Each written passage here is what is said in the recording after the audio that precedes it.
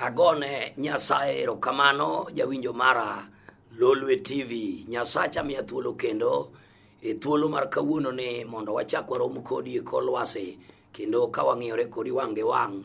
Amoso i kanyo kuom nying Ruodhwa Yesu Kristo. Haleluya, haleluya, haleluya.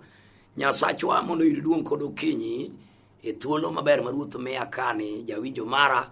Wach manyalo keto e chunyi ka e thuolo ni mondo we walam Nyasaye, nikech muma mar Nyasaye wacho ni keturu gik moko duto ma udwaro timo e lwet Ruoth Nyasaye ni mondo duto otimre maber.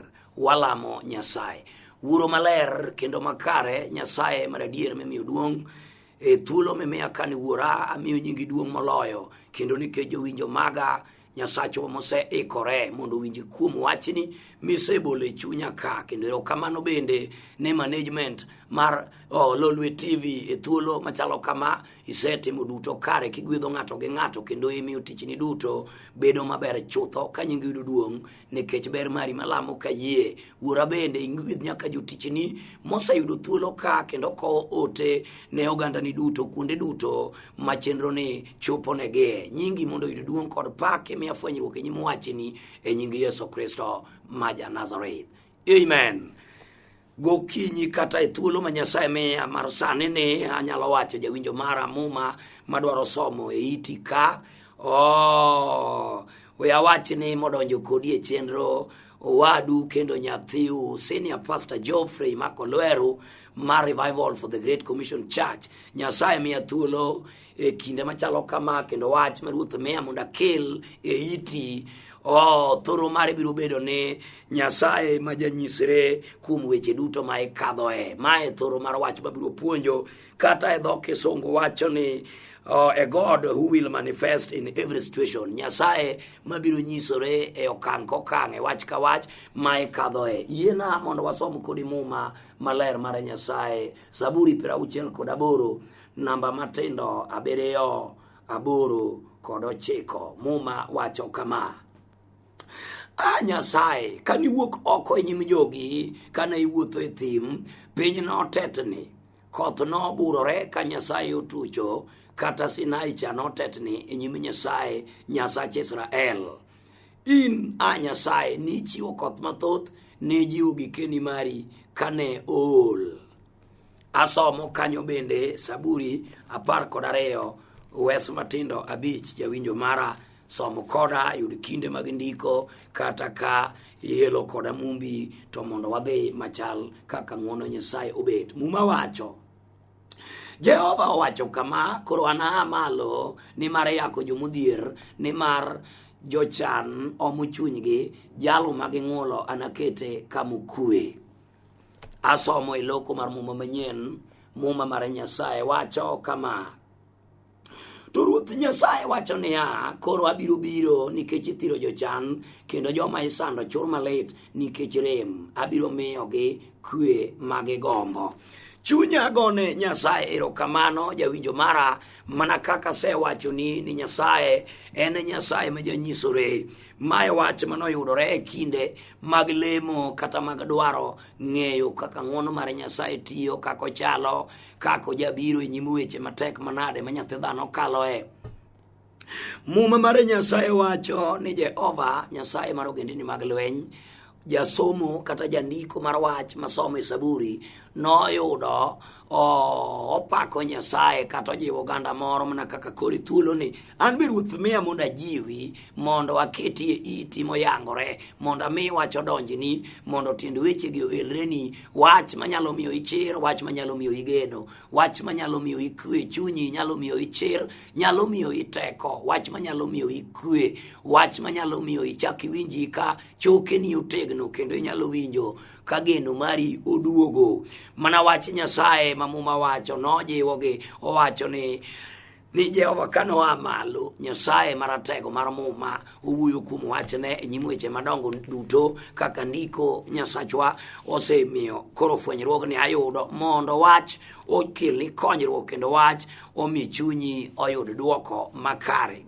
E thuolo ni kamoro ikadho e weche moko gimomiyo Roho Maler fwenyona mondo akel kanyo ni Nyasaye ma janyisore. Tiende ni kamoro inyalo yudo ka weche mikadhe, tiende ni gima ng'ato kadhe, tiende ni kara ok en kama ng'ato dake, en kama wuoth kata ngima okete mondo oluw ni samoro okang' kokang', tiende ni ondamo kondamo ma ng'ato goyo e nyim weche manokadhoe, tiende ni samoro kaka ngima okete kata kaka wuoth mar ngima okete, mi samoro ipo ka oketi ni kamoro ikadhe tuo, inie lweny, inie chandruok moro, kata inie gowi, kata inie tho, e thuolo machalo kod magi. Ngima oketi ni kadho kanye, ikadhe seyo kose kadhe ayany, inie jaro koso inie geto, wasiki timo nang'o, to ere kaka giloso lweny, ere wach magi yago malo magichomi gotir, mamiyo kamoro iwinjo ka piny orwenyi, iwinjo kigombo tho, igombo lal, iwinjo kigombo timo marach,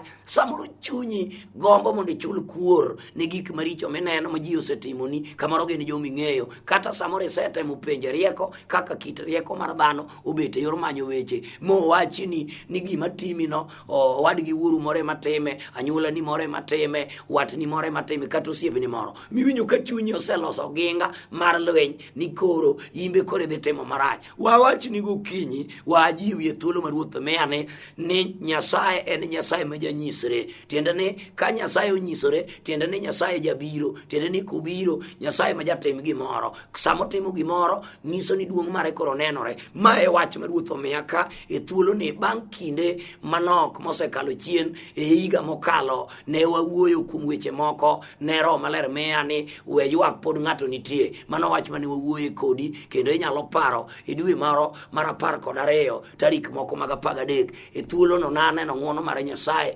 nawinjo ber mar Nyasaye, naneno loch mar Nyasaye kuom duoko ma jowinjo maga nomiyo ang'ego ni kara wach no nigi teko, wach no wach mogwedhogi, wach no wach mosekonyogi, mano wach man kod duoko, wach manyalo yawo ne ng'ato kamolor. To mae momiyo Ruoth ochako miya thuolo kawuono ni manyadichiel mondo akel wach Nyasaye moting'o duoko mar ngimani, wach Nyasaye moting'o rayepe mag dhouti duto molor, wach Nyasaye modoko ngas manyalo goli kia e buru e pidh yugi kama wasigu nyonieno, kama idong'e mineno ka gima ok inyalo. Akelo wach Nyasaye to ng'e malong'o ni Nyasaye en wachne, kendo ok inyal wuoyo wach Nyasaye tipoge gi Nyasaye. Tiende ni kwawuoyo wach Nyasaye to wawuoyo kuom Nyasaye, kendo wawuoyo kaka Muma wacho ni kar chakruok wach ne nitie, wach ne ni kod Nyasaye, wach ne en Nyasaye.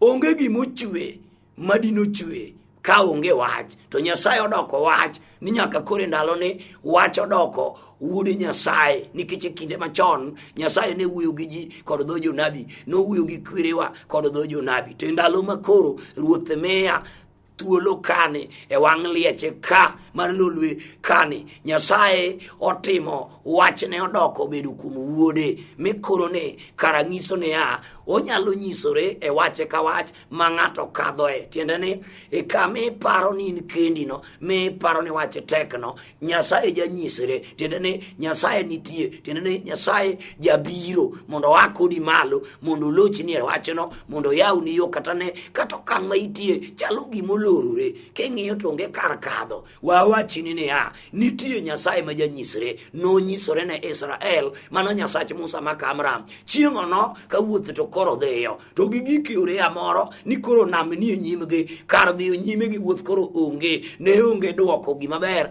geno ne onge, ywake mane nitie. To Nyasaye ma wuoyo kuome o Nyasaye ma janyisore. Adwa na wachni kod okinyi e thuolo maber kama Nyasaye miyago wachne mondo aketi it jawinjo mara e konde duto kama intie. We achaka wachni ni Nyasaye en Nyasaye ma janyisore e wi wache ka wach, ok odewore weche malit manade ma jasiki osewacho, weche mapek, weche mahinyo chuny, gin weche man gi kwiri, to gimiyo chunyi ruore to nywandore, tiwinjo ka koro chunyi gombo mana ni mondo ilier kata tol, chunyi gombo kata ni mondo ifund misiki ka odno chalo bila makoro chalo gono, chunyi gombo kata ni mondo riembo dhako no kaponi ngima oketo kamano. Adwa na wache ni onge wach ka wach ma ng'ato nyalo kadhoe ma Nyasaye ok onyisore ne timne. Tiende ni Nyasaye en Nyasaye ma janyisore kuom wach ka wach kata okang' kokang' mikadhoe. In emonego kori ne, in emonego ing'e, in emonego kori dwar, in emonego ifweny ni sama wach Nyasaye okela kani mawuoyo kodi wang' kod wang' king'iya tang'iyoi kendo imbi iwinjo ka teko mar wach Nyasaye oluwo waya to donjo kuomi kanyo. Iwinjo ka nitie voltage mapek mar wach ma Ruoth miya kanyo mondo ichopni e chunyi kanyo kendo iwach ne Nyasaye, Ruoth kara en adier ni kara initie, inyalo ng'isori na e wach makadhe ni be kata osebet ni en tuo mowachni ni obiro negi. Samoro tuo no wuoyo kodi kende ni an asenego ji mang'eny e dalani kata anyuola ni, koro kata imba biro negi. Samoro en chandruok moro kata en gowi, owuoyo kodi ni ng'eni an ajasitina kendo asenego ji kata dalani manotho mana nego motho gi gowi mibandho kata nie liel kata jomo biro timo nende wacho ni ng'ane monindo kani to ne nigi gopa mar gima kama. Tadwa na wachni wawuoyo kuom Nyasaye ma janyisore. Nyasaye ma janyisore tiende Nyasaye ma jabiro, ma jamalo, yani ma jalor e chandruok mar joge. Nonyisore ne joka Jakobo e piny Misri ka Farao keto gi tesre, en tich matek, chuo nyono matafare, mon sombo tiang' kod pi. Wach no okobedo mayot joherana. Tadwa na wachi kod okinyi thuolo maber ni nitie Nyasaye ma janyisore. Nonyisore chieng'o no ka osewuoyo kod Musa ma Kamram, owinjo ywak mar joge, oneno pek ma joge kadhe, owinjo chur, owinjo dicho. Mwawuoyo kuome en Nyasaye ma janyisore kendo koneno ka ng'ato thung' ka ng'ato chur, oywak to omo chunye lit kendo chunye owinjo kokuyo. To Jehova Ruoth mar ogend lweny Nyasaye ni ojanyisore. Haleluya! Ojanyisore e nyim weche matek, onyisore e nyim lweny. Iluonge ni Nyasach nyiseche, en Nyasaye mar yuoro, mar kedo, mar duong', en Lwanda manyaka chieng', Nyasaye ma jateko, ma e thuolo, ma e sa, ma e kinde, ma koro ndalo monego chunyi orangi kendo fwenye mondo ng'e Nyasaye ma janyisore ni. Kamoro iselemo, ihero lemo, kata kamano pok iseng'eyo Nyasaye kuom nyinge ni Nyasaye nitie ma janyisore. Tiende ni Nyasaye ma jabiro, ma jalore chandruok kod pek ma ng'ato nigo e lweny, ma ng'ato kadhe e masira, ma ng'ato nitie e wach moro mothung'o kor ng'ato. Ma e wach jaherana. Bed kod yie, bed kod geno, chak fundori ka wabiro go kod mbele kanyo tikoni Ruoth, an be ma e wach mosechanda. Nyisri na e nyim lweny, nyisri na e nyim pek, nyisri na e nyim weche matek manade mondo duong' mar Nyasaye matimo gik madongo mondo nyisre. Ma e wach, ma e thuolo, ma e kinde. Ayie kendo ayie ni long'o kendo ber machalo nade kuom Nyasaye ma janyisore. Osenyisore ni nyithindi ji.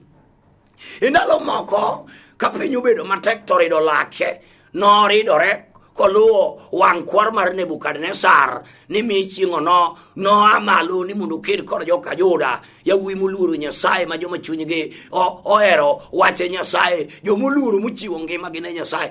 Noridonegi mokudho mach mochwaki maliet to manyadibiriyo. To awuoro ni ka Nyasaye ng'ato ng'eyo, ka ng'ato yie kuome, Nyasaye nojanyisore. Sama nonyisore e mach maliel mokudhi mochwaki makwar, iwinjo ka Nyasaye onyisore to gik moa malo ni tieki, moa malo ni kethi, moa malo ni loro yori. Jehova nigi teko, Nyasaye nigi duoko, Nyasaye nigi nyalo, Nyasaye nigi yo. Kata wasigu neno githiano gikoni ok ibi kadho, giwacho ni olorore gi loro matek, ka koro nyaka liend Yesu nyaka jorit obete wi kidi gi loro ma jorit rito. To teko kod duong' ma Nyasaye nyisorego nomiyo kaka Yesu noa e liel, onge ng'ama nyalo lero maber. Tiende ni nitie Nyasaye ma janyisore. Ma janyisore no en jaono, ma janyisore no en jateko, ma nyisore no en jaloch, ma nyisore no en Nyasaye ma yawo kamolor, Nyasaye madwaro gimolal,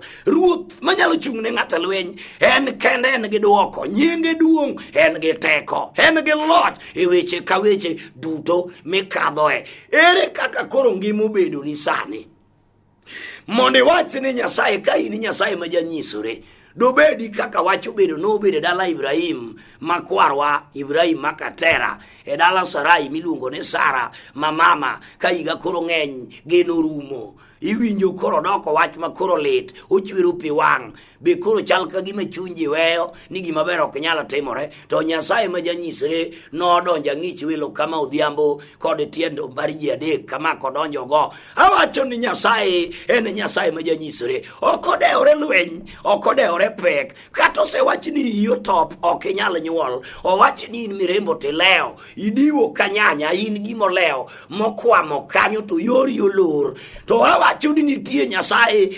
makonyisore makobiro e chandruogno nodonjo mito mako lweti obiro wuodhoi kanyo kata ne wasigu gitwei kata wasigu omaki kata wasigu onyoni piny gibedo kuomi nitie Nyasache nyalo mar kedo mar duong' Lwanda mar Jakobo nodoko thidhia mar pi e thim malela ka pi onge ojanyisore nonyisore ma joka Jakobo modho pi ne ginwang'o pi magi gineno onde Nyasaye ma emomiyo in bende wach makelo kaka ka ote mar Jehova obed adwa na wachini ne ya ni wache Nyasaye obiro mondo miyi geno tendo ni geno tendo ni ya mondo ichaki winji ka chunyi loth ni gik manyocho nege yudi makoro ni neno ni koro onge ka ni pod ginyalo timore tieni sapoko leo gimomiyo wawuoye wach Nyasaye oting'o geno kod duoko mar ngima nyathi dhano duto kendo Nyasaye en jachwech onge gima tek matamo Jehova emomiyo kawuono ne adwa ni mondo awachni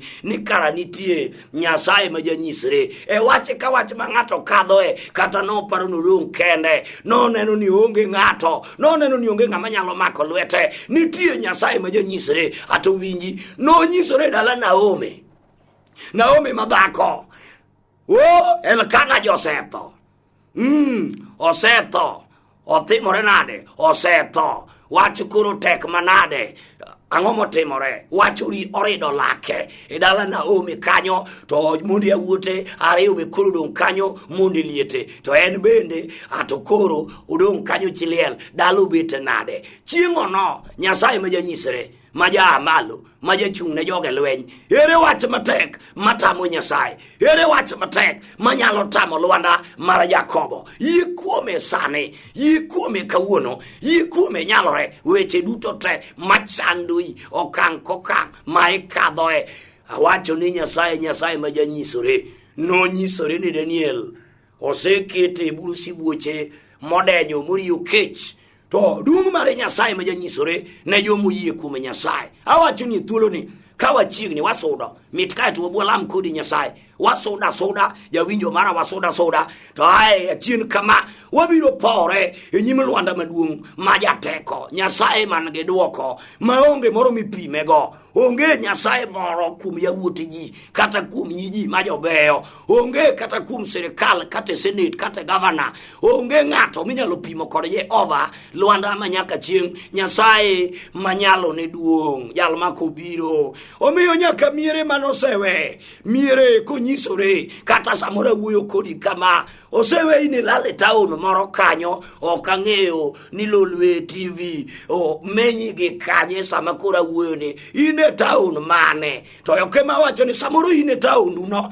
to ichalo ng'amo leo kanyo mana kaka luru lewe sigol oleo kanyo yano diwo mokwamo okonya dok dala nyopango nodwa dhi gedo wasigu odage nyopango nodwa dhi nyombo wasigu owuoyo nyopango nodwa timo gima chal nade wasigo dage tadwa na koni ni ka Nyasaye onyisore en Nyasaye ma janyisore ibiro neno duong' kod tekone ibiro neno ka ywak orumo en konyisore lwenji kata ji ochai kata kamidake diny nonyisore ne Jabez moyaro mbape ka Nyasaye onyisore oyaro mbawa makata kama ne dake diny obiro nyisore gi tekone iwinjo kata osechai ichalo Jeftha ja-Gilead oriembi ni nyathi ma nobigo in kimirwa wach maduong' kuom mano ng'e Nyasaye, yie kuom Nyasaye, ma ka ng'ato ng'eyo biro nyisore, me jomoriembigo ema biro yie makulore mawacho ne Jehova en Jehova Nyasaye, ojateko kendo janyalo, oloso weche kare, en Nyasaye ma jaloso wach,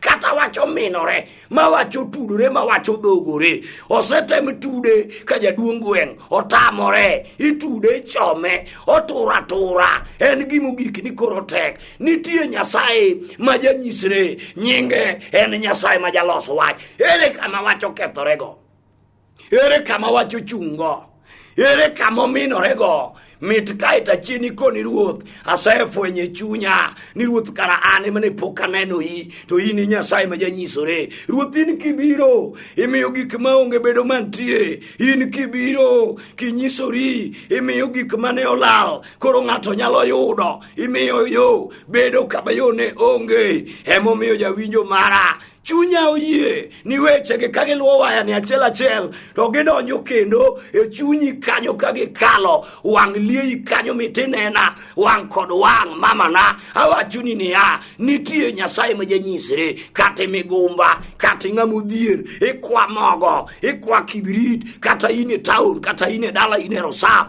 lolwe TV to chopa chopa, okodhi tamore chope Resaf, kata tamore chope taon, to kama itieno, hali oketi nang'o, podi olo mogo koso podi kwa sabun, itimo nang'o, podi kwa lau koso kwa bag. En kinde magi mag kwecho. Adwa na wachini niya, nitie Nyasaye ma janyisore. Samo nyisore, obiro rwako i kod lau, obiro umo i maber kod nengni mabeyo. Nyasaye ma jarwaki ji.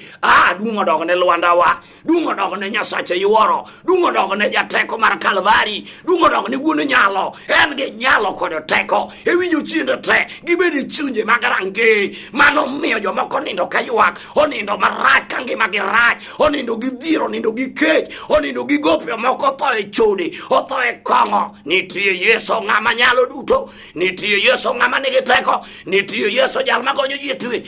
Okinyi ni Ruoth nyalo nyisoreni, okodewore twech motwe yie, okodewore ting' morenjini, okodewore lweny ma initie no. Nitie ng'ama iluongo ni komanda mar lweny, we chur gi lweny kendi. Nonyiso joka Jakobo chieng' no ka Musa gisechwanyo Musa gokinyi kama, gichwanyo Musa ni to koro mimi wabiro kani. Ne ok wanyal tho Misri koso ne onge liete, mana kaka samoro iywak ne ng'ama nogami, mana samoro iywak ne kech, iywago ne kendi ni ang'o momiyo ni biro tedo, ang'o momiyo ni kendo, ang'o momiyo ni kendo nyar joge. Adwa na koni niya, chieng'o no ywak ne duong', inyalo ywak mipar joma nonego kendi, ng'ama nonegi kendi chon, sa ema koro sudo, ok nidog rivas, mitudho chako de kuma noweno, sa osedhi malo. Wach makelo sani, awacho ni lweny no kumari, chung' mos ibiro neno teko mar nyalo mar resruok mar duong' mar Nyasaye Jakobo. Okodewre kata gino lal,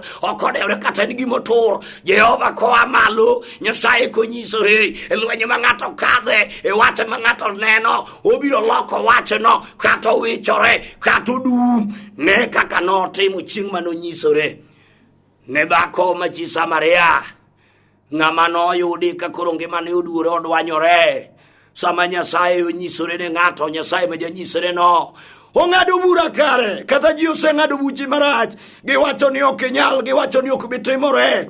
Nitie Nyasaye mar nyalo mar duong', nitie Ruodh Muma, Nyasaye ma jateko. Awinjo nyalo maduong' mar ng'ama duong' moloyo, en kende ng'ama nyalo mako lweti, onyalo ywe pi wang'i konyisore moyudo kiyuak, iwinjo jaochi nitie koyudo kiyuak, en samo nyisore kowinjo koweyi, onyalo bedo wendo ni onyalo limi, okinyi maber machalo kod ma. Ere kame kadhe, ere wach malimi, ere wach machuowi, ere wach matek. Wabiro lame Nyasaye thuolo manok mambele kanyo no, mit kae to wami Nyasaye nyalo ni duong'. Awinjo ka kinde ber, Nyasaye mar un nigi ranyisi, osechiko ya, akoni ni ya, okodewre wach mane, kata obed kuom nyithindo, obedi e daladi, ene ohandi kosene kanye, kosene kar lembu, akoni gokinyi Nyasaye nitie ma janyisre. Muma mar Nyasaye ne wacho, kama na somo Saburi cha 10 12 wesne matindo 5 ndio Ruoth Nyasaye wacho niya ni kora biro biro nikech ithiro jochano. Jehova wacho biro biro akoni Nyasaye biro biro nyaka in mapod ji chai ni kwa mogo to itimori nade no sa biro gik ka Jehova donjo e lwenye no wuon chiwo wuon mwandu wuon gweth biro halo gik madongo kanyo emomiyo ting' chunyi malo wa mit walami jatend lweny waluongi Siburo dhod Juda Yesu ng'ama ber osip joma we osip joma chayo iwinjo no nyisore ne Batimeo ojanyisore konyisore to mufo yudo mna wange konyisore migomba tingo nyathi konyisore ng'amudhiri gwedho konyisore igonyo ng'amotwetwe konyisore Nyasaye maratego marono maramoma ratego yudi duonke makosigu te jochiende ka jochiende ringo kibiro wasigu te nyoroche ka nyoroche lodi ka lodi ting ka ting e nying Yesu ma Nazaret chunje ka chunje achiko kwero mondo wai kum jo Nyasaye Roho Maler mar mach gi teko kod duong' manochiero Yesu golo kuom joma tho olocho ni ng'ato ka ng'ato. Walamo kodi Nyasaye jawinjo mara Wuoro Maler makare Nyasaye mar ogendini mag lweny jateko mar Jakobo ine Nyasaye ma jabiro kibiro nyaka yamoga itiling' thi ni nyisori ne Simon Petro gi nie nam Ruothini kibiro sami nyisori embega paka ling' maseche gi kuyo gi ywak ling' midhiero ga chiedho nade gi ling' okinye ne Ruoth e thuolo ne Baba e dalano e odno yaye Nyasaye malich mang'ongo e gweng'ene kata rangane kuom nyakoni kuom wuoyene timie gimoro sane nyisri gi duong'ni maler kimiyo jogi neno ng'wono kod keche mari e teko malich mar duong' mar wachni mimiya Nyasaye timne jogi kaka ng'wononi kod ber mari obet ayie ni nyisori ne ng'ato ka ng'ato kata mosechak kata mosethir kia malo ka jochano mochunygi ine minyalo doknegi e lwe joma nyap nyaka joma wangnegi wach ine minyalo timonegi maber ikech jogi sane mondo nyingi maler oyud duong' igwedh jowinjo maga kone duto igwedh nyaka management mar Lolwe TV at large kendo Nyasaye magwedho joge iting' jogi malo nyaka jotichni bende mayudo thuolo e chenro ne pile mondo gikel wach agoni erokamano kuom yie lemona nikech ber mari malamo ka yie chutho kuom nyingi maler e nying Yesu Kristo ma Nazareth agone Nyasaye maduong' erokamano. Ma wuoyo kodi owadu kendo nyathiu Geoffrey Makolwero, Senior Pastor Revival for the Great Commission Church. Alwora mar Thurwa ka wan e piny Kisumo kendo ka Nyasaye omiyi thuolo kikawo nambani wanyalo chopo kama intie kaka ng'wono mar Jehova nitie. Namba mar simo kawo jawinjo mara 0725 950 794 0725 950-794. Nyasaye gwedhi nyaka thuolo machielo wacho ni bye bye warom kuom ng'wono mar Ruodhwa. Amen.